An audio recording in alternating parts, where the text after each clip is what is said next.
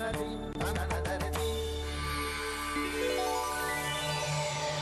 यात्रा एक ऐसा अनुभव है जिसमें श्रद्धालु अपने इष्ट के चरणों से पवित्र स्थलों का प्रत्यक्ष साक्षी बनता है।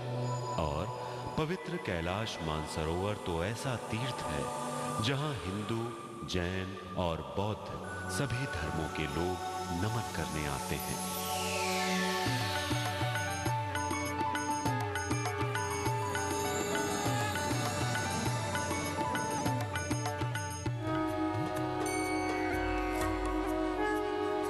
ये एक ऐसे तीर्थ की तरफ बढ़ते कदम है जिनकी मंजिल न ही कोई भव्य मंदिर है और न ही किसी देवी देवता की प्रतिमा, लेकिन फिर भी लोग क्यों इस दुर्गम मगर अद्भुत सी यात्रा में बढ़े चले जा रहे हैं। शायद ये इस आध्यात्मिक डगर का आकर्षण ही है कि हर कोई अपने जीवन में एक बार इसका साक्षी जरूर बनना चाहता है।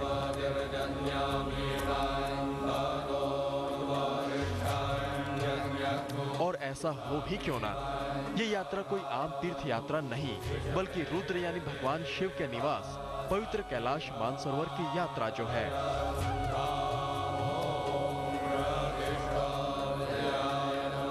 भगवान के पास जाना है तो भगवान का रास्ता जो होता है वो दुर्गम होता है और कैलाश की यात्रा दुर्गम ही है, इसलिए बहुत कम लोग आते हैं। दूर से झिलमिलाता हिम पर्वत कैलाश जो हिंदुओं के लिए शिव की नगरी है, तो तिब्बत के प्राचीन धर्म बौन के अनुयायियों के लिए उनके तांत्रिक देव डेंगचान का राजमहल है। बौद्धों के लिए ये भगवान बुद्ध और उनके अवतार माने जाने वाले मणिपद्म का निवास स्थान है और जैन धर्मावलंबियों के लिए ये उनके पहले तीर्थंकर आदिनाथ ऋषभ देव का मोक्ष स्थान भी है।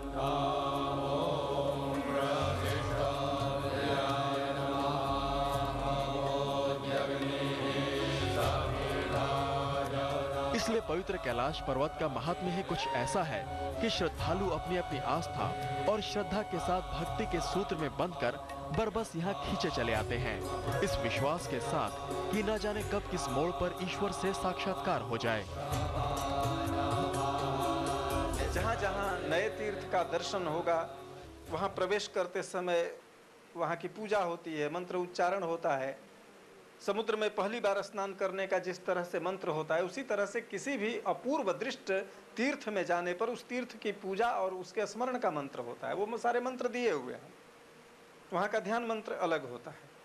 और मानसरोवर के रास्ते में जो अन्य महत्वपूर्ण चीज़ें हैं उनका स्मरण करते हुए चलना है, मंत्र जप करते हुए चलना है, पंचाक्षर मंत्र का स्मरण करते हुए चलना है और निरंतर शिवमय होकर के चलना है। पवित्र कैलाश की दर्शन यात्रा में उस पर चढ़ना वर्जित है। इस यात्रा में कैलाश पर्वत की परिक्रमा किए जाने का विधान है। 50 किलोमीटर लंबी ये परिक्रमा करीब 3 दिन में पूरी होती है।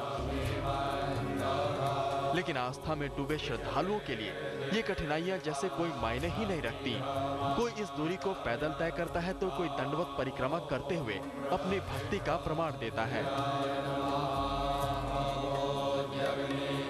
यहाँ आए श्रद्धालुओं में से कई तो ऐसे हैं जो एक नहीं दो नहीं बल्कि पूरे 159 बार कैलाश पर्वत की परिक्रमा कर चुके हैं और उनकी आस्था का सफर अभी भी जारी है।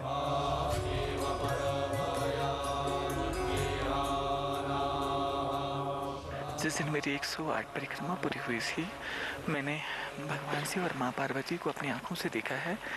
अब मेरी इच्छा है कि मैं उन्हीं के साथ सदैव निवास करूं और जब तक मेरी इच्छा पूर्ण नहीं हो जाती है मैं तब तक परिक्रमा करती रहूं।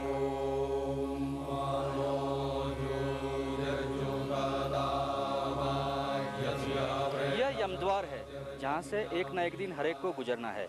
इसी सबक के साथ कैलाश परिक्रमा के पहले चरण की शुरुआत होती है। परिक्रमा का वाहन है याक, जिस पर हम सवार है। याक शिव जी का सबसे प्रिय पशु भी है। पवित्र कैलाश की परिक्रमा शुरू होती है बेस कैंप तारचेन से। इसके बाद तीर्थयात्री डेरापुक के लिए रवाना हो जाते हैं, जहां पर पहला रात्रि पड़ाव होता है। ये वो जगह है जहां कभी भी बर्फबारी हो सकती है। ठंडी हवाएं चलने से तापमान एकाएक गिर सकता है और ऑक्सीजन की कमी यानी सांस लेने में तकलीफ महसूस हो सकती है।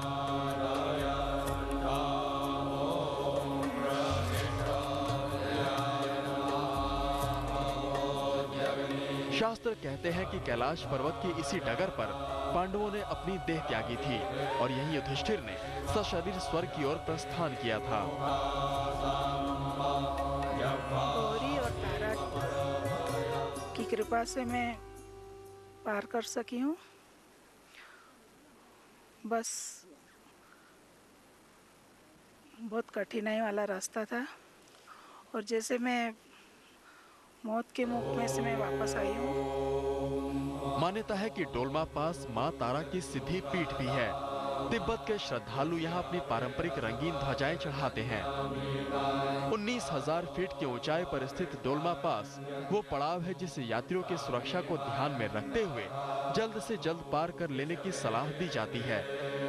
यहाँ ज्यादा देर रुकना खतरे से खाली नहीं है। भोले बाबा का शायद यही संदेश है कि शिखर पर पहुंचने के बाद कोई ज्यादा देर वहां रुक नहीं सकता, नीचे तो उतरना ही पड़ता है। यहाँ से आगे बढ़ते हुए दर्शन होते हैं पवित्र गौरी कुंड के। पवित्र कैलाश मानसरोवर की इस आध्यात्मिक यात्रा के अगले चरण में हम आपको दर्शन कराएंगे इस यात्रा के कुछ और पवित्र स्थलों के। साथ ही बताएंगे कि क्या महात्म्य है मानसरोवर झील का। तो देखना मत भूलिए धर्म का हमारा अगला एपिसोड। धीमंत पुरोहित, कैलाश मानसरोवर, तिब्बत आज तक।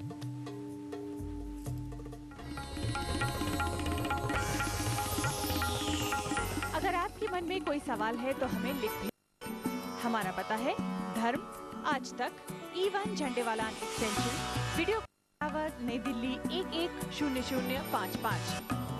हमारा ईमेल एड्रेस है dharm@aajtak.com।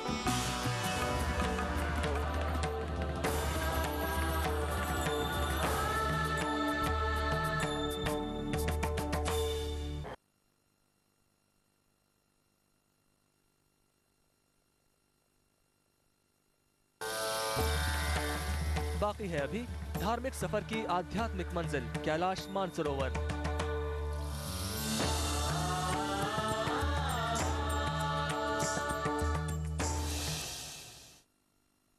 कैलाश मानसरोवर एक ऐसी यात्रा है जिसका हर चरण भोलेनाथ और मां पार्वती के और करीब जाने की अनुभूति कराता है।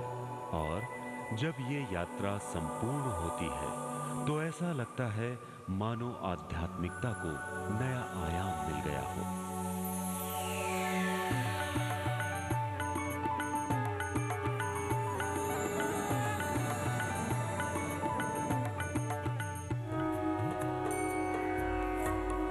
धर्म के पिछले एपिसोड में हम आपको ले गए थे हिंदू, बौद्ध और जैन धर्म की आस्था का शिखर माने जाने वाले कैलाश पर्वत की परिक्रमा पर।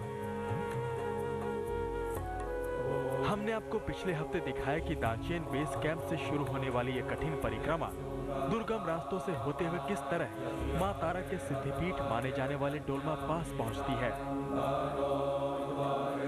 कोई यहाँ तक पैदल आता है तो कोई दंडवत करता हुआ।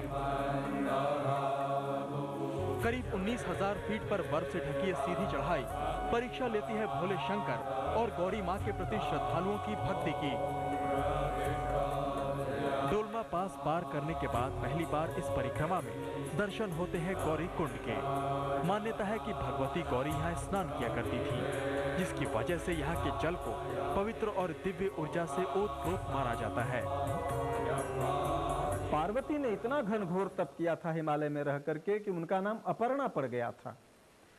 अतः जो सामान्य स्थान में बैठ करके सिद्धि 3 वर्ष 4 वर्ष में हो सकती है, वह सिद्धि उन स्थलों पर 1 घंटे 2 घंटे में हो सकती है।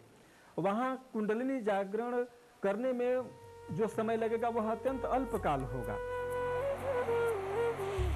परिक्रमा का तीसरा और आखिरी चरण जूथलपूर, जो अपनी खुली वादियों, कलकल करती जलधाराओं और हरे भरे मैदानों से यात्रियों का स्वागत कर उन्हें मंत्र मुग्ध कर देता है। ये एहसास कुछ ऐसा होता है मानो तमाम कठिन परिस्थितियों से जूझते हुए यहाँ तक पहुँचने वाले श्रद्धालुओं को स्वयं ईश्वर प्रकृति के रूप में आशीर्वाद दे रहे हों। यह धरती का ब्रह्मरंध्र है जिसे हम कैलाश कहते हैं। षट चक्रों की साधना में मनुष्य जो है या साधक जो है यहाँ पे ब्रह्मरंध्र की साधना के लिए आता है और परम तत्व से जीवात्मा से ये कहना चाहिए कि जीवात्मा से परमात्मा तत्व को प्राप्त करता है। जूथलपुक के बाद कैलाश यात्री एक बार फिर वहीं पहुंच जाते हैं जहां से उन्होंने परिक्रमा की शुरुआत की थी, यानी दार्चैन। मान्यता है कि कैलाश यात्रा के दौरान अगर मृत्यु हो जाए तो स्वर्ग ही नहीं बल्कि रुद्र लोक की प्राप्ति होती है। पुण्य ही एक ऐसा पदार्थ है, पुण्य ही एक ऐसा तत्व है जो व्यक्ति के शरीर के नाश के बाद संस्कार के रूप में जन्म जन्मांतर तक उसके साथ विद्यमान रहता है, जो कभी नष्ट नहीं होता है। वह उसकी ऊर्जा है, वह उसका तप है। हिम से सजा कैलाश पर्वत अगर भगवान शिव और पार्वती का अलौकिक सिंहासन है तो इससे करीब 20 मील दूर स्थित नीले पानी की पवित्र मानसरोवर का महत्व भी कम नहीं है। धर्म ग्रंथों के अनुसार ब्रह्मा ने इस पवित्र सरोवर का निर्माण अपने मनस यानी हृदय से किया था, इसीलिए इसे मानसरोवर के नाम से जाना गया। मानसरोवर का महात्म्य इसीलिए और बढ़ जाता है क्योंकि भगवान शिव ने यहीं बैठकर अखंड तप भी किया था। 412 वर्ग किलोमीटर में फैला मीठे पानी का इतना बड़ा सरोवर दुनिया में कहीं और नहीं। किनारों पर छिछले पानी का ये सरोवर बीच में करीब 200 फीट गहरा है। गाड़ी में जहां इसके लिए पूरा एक दिन लग जाता है, वहीं पैदल परिक्रमा करीब 3 दिन में पूरी होती है। और इसके बाद आता है वो पल जिसका यात्रियों को बेसब्री से इंतजार होता है, और वो है मानसरोवर के पवित्र जल को स्पर्श करने का अवसर। बर्फ सा ठंडा पानी और तेज सर्द हवाएं स्नान से पहले भक्तों के समर्पण और श्रद्धा की कड़ी परीक्षा लेती है। जो मानस की परिक्रमा करेंगे और मानस में स्नान करेंगे वो सुसुवत हो जाएंगे। काम, क्रोध, लोभ, मोह, अहंकार उन्हें स्पर्श नहीं करेंगे। मानसरोवर भारत के 51 शक्ति पीठों में से 9वां शक्ति पीठ है। मान्यता है कि सती की दाहिनी हथेली यहीं गिरी थी। कई धार्मिक ग्रंथों में उल्लेख है कि मानसरोवर झील में ब्रह्म कमल पाए जाते हैं, जिनकी सुंदरता की तुलना धरती पर उगने वाले किसी भी दूसरे फूल से नहीं की जा सकती। यही वो ब्रह्म कमल है जिसकी सुंदरता पर मोहित होकर द्रौपदी ने महाबली भीम को इसकी खोज में मानसरोवर भेजा था, जहां पहुंचने पर भीम को रुद्र के अवतार माने जाने वाले सर्वशक्तिमान हनुमान के दर्शन हुए थे। ये तीर्थ से लौटने के बाद में अपने ज्ञाति के साथ, बंधुओं के साथ, पुरजनों के साथ, स्वजनों के साथ एकत्रित होकर के कथा श्रवण करना चाहिए। और आज परंपरा में सत्यनारायण व्रत कथा चलती है। प्राचीन काल में गीता, विष्णु सहस्त्रनाम आदि का पाठ होता था और शंख ध्वनि होती थी, मंगल ध्वनि होती थी। ये यात्रा एक ऐसा परम आध्यात्मिक और अलौकिक अनुभव है जिसे सिर्फ अनुभव ही किया जा सकता है, बयां नहीं। इसके बाद अगर श्रद्धालुओं की कोई इच्छा बाकी रह जाती है तो वो है श्वेत शाश्वत कैलाश और नीले मानसरोवर की बार बार यात्रा करना, इस आशा के साथ कि क्या पता उन्हें कब कहां भगवान शिव और मां गौरी के साक्षात दर्शन हो जाएं।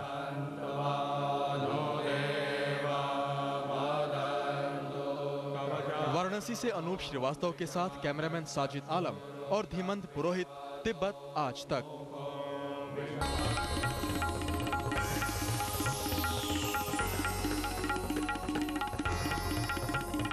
अगर आपके मन में कोई सवाल है तो हमें लिख भेजिए।